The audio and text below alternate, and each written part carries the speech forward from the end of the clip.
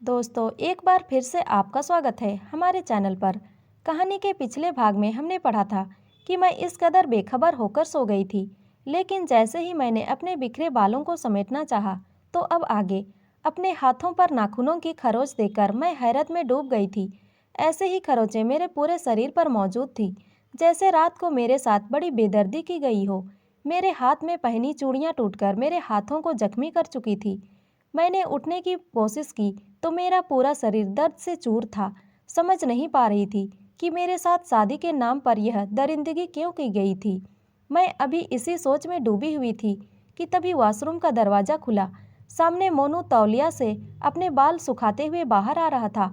मुझे देखकर उसने तौलिया मेरे ऊपर फेंक दिया, कहने लगा, जल्दी से उठकर तैयार हो जाओ और बाहर आओ, और यह तौलिया वॉशरूम में जाकर फैला देना। मुझे अपने काम करने की बिल्कुल भी आदत नहीं है, इसीलिए मेरे काम आज से तुम ही संभालना शुरू कर दो। मोनू के बात करने का अंदाज बहुत ही रूखा सा था। मोनू के बदले तेवर देखकर मैं सहम कर रह गई थी। रात को उसका रवैया मेरे साथ बहुत अच्छा था।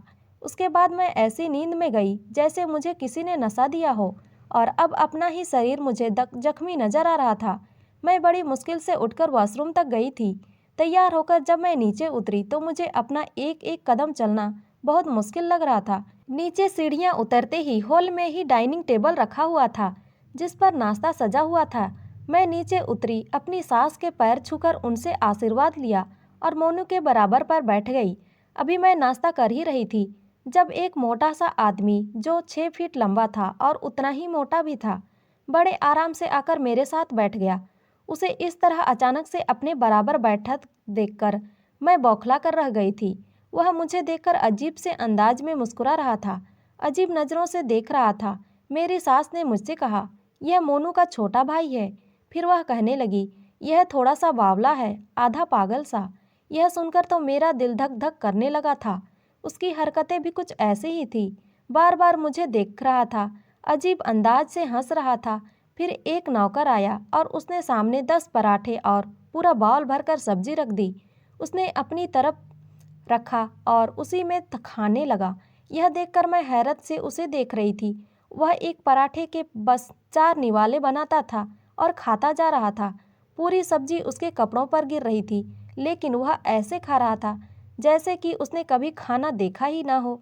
मैं मुश्किल से ही चाय का एक कप पिया और उठकर खड़ी हो गई, लेकिन मुझे हैरत का बड़ा जोर का झटका लगा जब इस पागल आदमी ने मेरा हाथ पकड़कर मुझे दोबारा से कुर्सी पर बिठा दिया।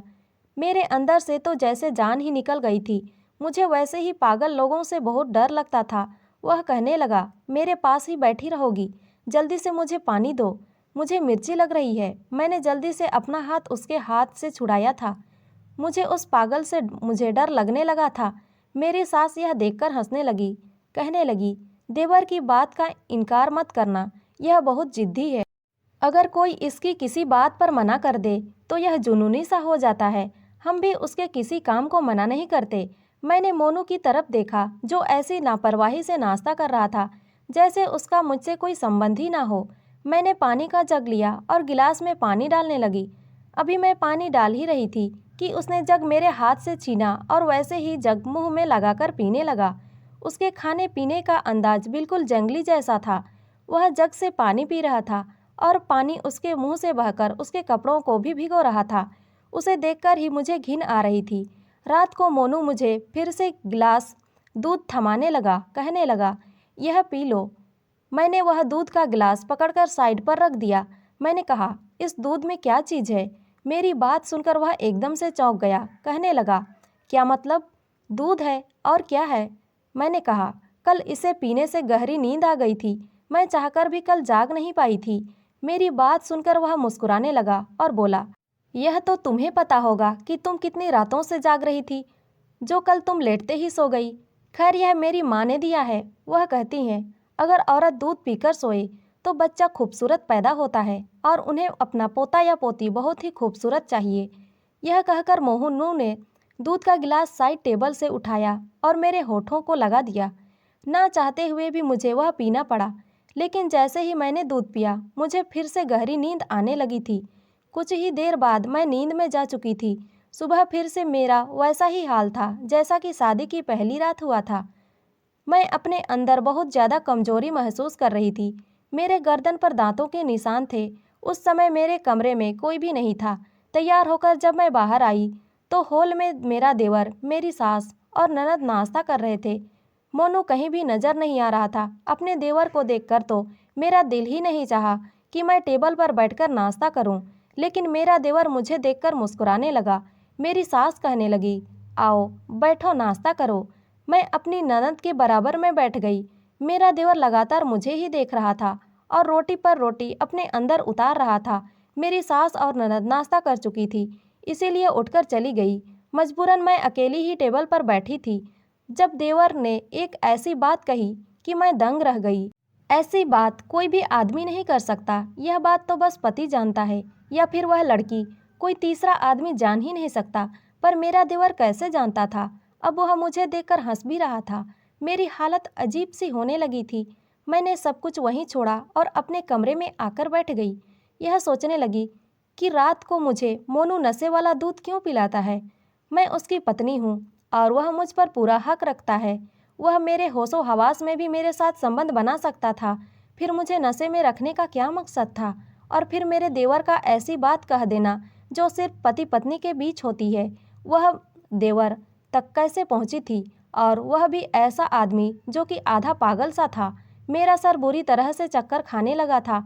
मैं नहीं जानती थी कि मेरे साथ क्या हो रहा है। मुझे कुछ ठीक नहीं लग रहा था। रात को जब मोनू ने मुझे दूध का गिलास दिया तो मैंने आज साफ मना कर दिया। मैंने कहा, आज मैं हरगिज यह दूध नहीं पीऊँगी, इसमें यकीनन नशे की चीज़ है। उसमें गिलास मेरे मुंह को लगाया तो मैं पीछे हट गई और हाथ से गिलास पीछे कर दिया। मैंने कहा, नहीं मोनू, आज मैं किसी भी कीमत पर यह दूध नहीं पीऊँगी।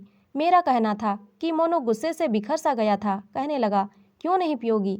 देखो, मैं बहुत ही जुनूनी टाइप का इंसान हूँ और तुम बिना नशे के मेरा जुनून सह नहीं सकती। तुमसे शादी करने का मेरा मकसद यही था। मैं जानता था कि कोई भी नाजुक शरीर की लड़की मेरी इच्छाओं को पूरा नहीं कर सकती, इसीलिए मैंने तुमसे शादी की है। इसीलिए चुपचाप से जो भी कहता हूँ उस पर इनकार मत करो और चुपचाप यह दूध पियो। मैं यह तुम्हें बता रहा हूँ कि हाँ, इसमें नशा मिला हुआ है।